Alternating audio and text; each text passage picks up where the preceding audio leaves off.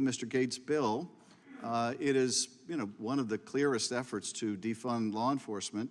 And given that this underlying bill is about expressing our opposition to efforts to defund law enforcement, I presume I'll have the support of my colleagues to express opposition to that effort. And I'm happy to yield to my Republican colleagues if they want to express support for Mr. Gates' efforts to defund the ATF. Would any of my Republican colleagues like to express their support for Mr. Gates' efforts to defund the ATF? I think we're going to get to that. I think we're going to get to that, Mr. Chairman. Mr. Jordan, would you like me to yield to you, express your support for Mr. Gates' legislation I'm going to yield to Mr. Gates. No, I'm yielding to you, Mr. Jordan. Well, I'm going to listen to Mr. Gates' compelling arguments that I know will be coming, and then we will have a debate. Reclaiming my time, I'd be happy to yield to you for the purpose of yes. I appreciate your willingness. Mr. Jordan, if you let me finish. I will.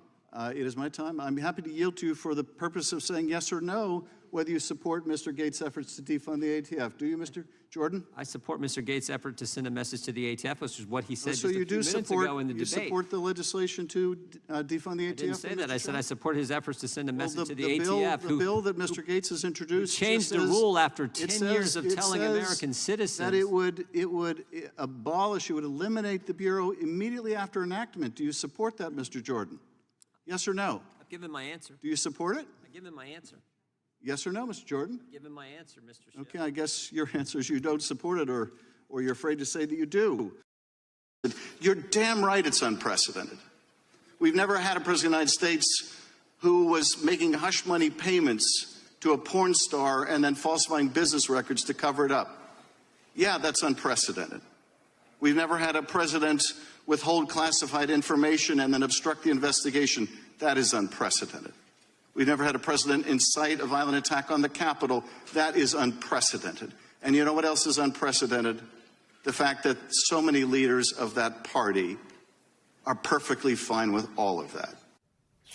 Joining our discussion now is Democratic Congressman Adam Schiff of California. He's a candidate for the United States Senate in California.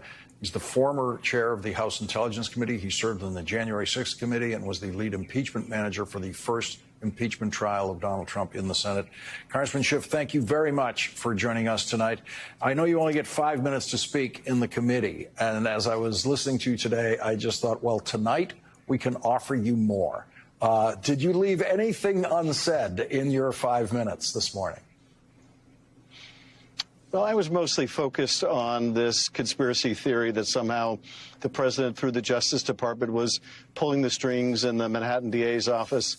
I would have, if I had more time, gone into the other conspiracy theory, in many ways equally, if not more sinister, about the search at Mar-a-Lago, the suggestion that basically the FBI went in there with the hope or expectation of drawing guns on the president.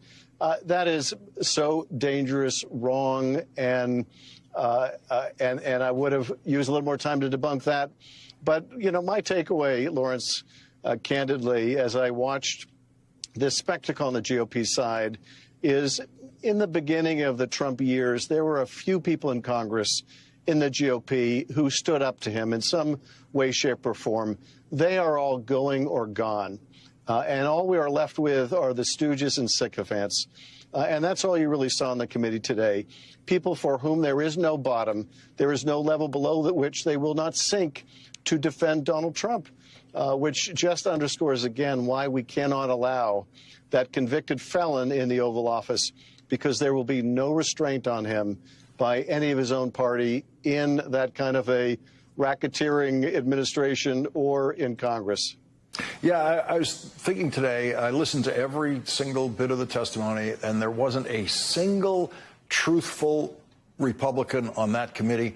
And that was something that you just couldn't say about any committee in the House or the Senate before the Trump era. You couldn't say it about either party before the Trump era. It just wasn't the way it was. And is it your sense that when we're past the Trump era, which could be as early as next year, that some possibility of normalcy could return, or are these people too far gone?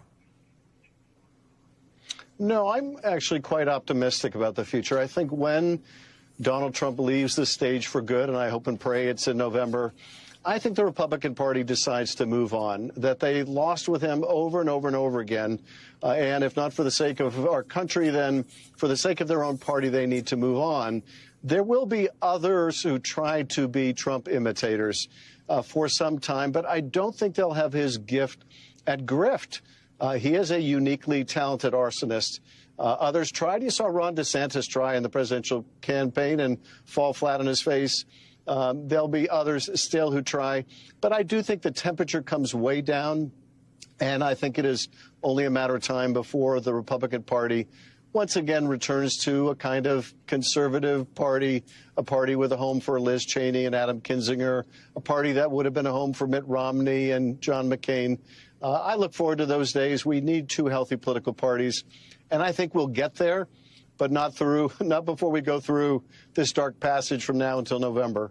Congressman Adam Schiff, on his way to being Senator Schiff, thank you very much for joining us tonight. Trump will appeal his guilty convictions, but the New York Court of Appeals currently consists of 21 Democrat justices. Eric Shawn outside the courthouse in the city. A reversal of the guilty verdict is surely an uphill struggle in an appeals court dominated by Democrats. Right, Eric?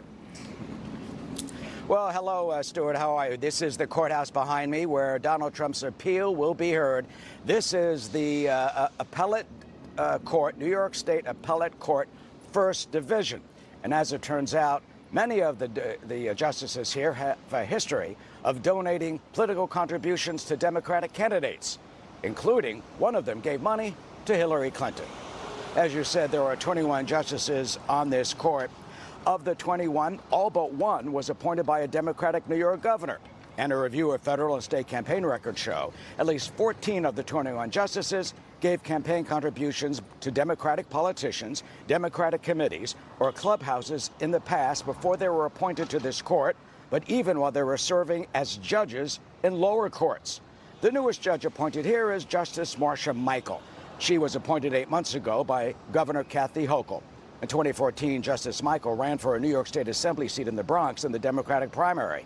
She was endorsed in that race by then New York City public advocate Letitia James, who went on, of course, to become the New York State Attorney General who prosecuted Trump in the real estate fraud trial last year. Here you see Judge Michael and James at the time, 10 years ago, on the campaign stump, but Judge Michael lost that race. 2 months ago, it was Judge Michael who ruled against Trump when his lawyers tried to stop Judge Juan Merchan's trial from starting just days before opening statements. Another justice here, Ellen Gessmer, gave thousands of dollars of campaign contributions to Democrats before she took the bench. Federal Election Commission records show she gave $2,000 to Senator Chuck Schumer's campaign in 1998 and to Hillary Clinton's 2000 New York Senate race, $1,725. She gave $250 to Howard Dean's presidential campaign in 2003 and $1,700 to Democratic campaign committees. Last year, former President Trump, though, did get some wins from this appellate court. It was during a civil fraud trial with Judge Arthur Engoron. The court cut the amount of his bond Engoron set, lifted a gag order, and allowed Trump and his sons to continue to do business in New York. We look to find out if any of the justices have given donations to Republican Party or Conservative Party candidates, but so far we have found none. We did ask the court for a comment on all this, but so far no one has gotten back to us. It's not often you find yourself in a position that there's been some evidence of truth on Fox News. You heard what they had to say on the business side with regards to Don, you-know-who, Shitsy Pants. Well, his appeal isn't likely to go through. Tiny violin. Could end up in prison. And then Trey Gowdy, who is 95%, right, doesn't quite get the 10 out of 10 because he's still questioning the fact that perhaps the hash money, doesn't matter, convict, guilty. But what he says about Hunter Biden is spot on. And the look on Dana Perino's face. Tell me this, comment section, if you like. Why are journalists, are we allowed to use the word journalists? Or whatever they call themselves at Fox, why can they not deal with 1, facts, and 2, truth? Just look at their faces. Your thoughts about the difference between Trump trying to get a fair trial in New York City and Biden's trying to get a fair trial in Delaware? Well, you know, Dana, I have this really bad habit, although I'm working on it. I try to be fair. I know there's a very small constituency for that. I think if it had been Donald Jones or Donald Trump or Donald Thomas, we would not have been in New York for the past several weeks. I think if this were Hunter Jones or Hunter Smith, you and I would be talking about something else this morning. So we got to get beyond treating people differently based on their political status or what their last name is. I did gun prosecutions for 6 years. I went after convicted felons. I went after people who were fugitives from justice. I went after lots of different people who are prohibited from possessing a firearm. But I'll bet you there weren't 10 cases prosecuted nationwide of addicts or unlawful drug users who possessed firearms or lied on applications. I bet there weren't a dozen, which makes you wonder, of all the cases you could be pursuing in Delaware, why are you pursuing this one?